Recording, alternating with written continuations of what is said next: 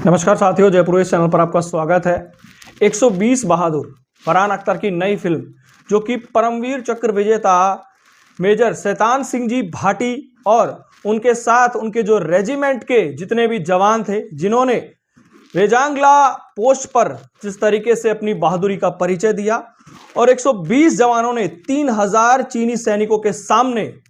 अपने अदम्य साहस, शौर्य और देशभक्ति का जिस तरीके से प्रमाण प्रदर्शन और अपने देश के लिए न्योछावर होकर अपनी देश की रक्षा सुरक्षा के लिए जिस तरीके से हमारे देश के जवान जाने जाते हैं, वो उन्होंने अदम्य साहस वहां पर दिखाया। 1962 के युद्ध के दौरान जब रेजांगला पोस्ट पर 120 सैनिकों के सामने चीन के 3000 सैनिक आ गए, लेकिन उन्होंने पोस्ट ना छोड़ते हुए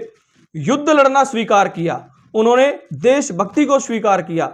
उन्होंने जिस तरीके से देशभक्ति की जो मिसाल कायम करी, शैतान सिंह जी भाटी के नेतृत्व में इन वीर बहादुर सैनिकों ने जिस तरीके से चीनी सैनिकों का सामना किया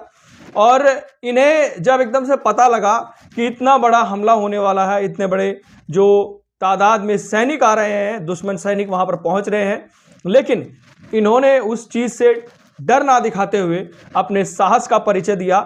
और मेजर शैतान सिंह जी भाटी और उनके साथियों पर, उनके वीर जवानों पर, जो उनकी रेजिमेंट है, रेजिमेंट कुमाऊं रेजिमेंट, ये जो वहां पर तैनात थी, 120 बहादुर, यानी कि ये जो फिल्म का नाम है, और मेजर शैतान सिंह के अदम्य साहस, अदम्य नेतृत्व और जो उनकी वीरता है और उनके साथ में जिस तरीके से उनका जो नेतृत्व उन्होंने दिखाया, वो इस फिल्म में दिखाया गया है। अब इसको लेकर एक बड़ी खबर ये है कि राजस्थान सरकार ने इसे टैक्स फ्री कर दिया है। कुछ दिनों पहले इसको लेकर जो टैक्स फ्री करने की मांग करी गई, हालिया कुछ दिनों पहले ये रिलीज हुई है और इसमें हमारे देश के वीर जवानों को लेकर जो साहस और जो उनका असली जिस तरीके से युद्ध में उन्होंने जो करके दिखाया, वो सारा इसमें दिखाया गया है, जिसको लेकर फरहान अख्तर कई बार मेजर शैतान सिंह जी भाटी के परिवार से भी मिले। वो राजस्थान आए, जब उन्होंने फिल्म शुरू करी उससे पहले भी आए, जब रिलीज हुई उससे पहले भी आए, उनके परिवार वालों से आशीर्वाद लिया और उनके परिवार वालों से परमिशन भी ली। तो ये जो सारी प्रोसेस चलती रही। शिव विधायक रविंद्र सिंह भाटी ने भी इससे पहले पत्र लिखकर, जब रिलीज हुई उससे कुछ दिनों पहले ही उन्होंने पत्र लिख दिया था सीएम को कि यह फिल्म टैक्स फ्री होनी चाहिए, क्योंकि ये हमारे देश के वीर जवानों पर है। खासकर राजस्थान के जो मेजर शैतान सिंह भाटी है,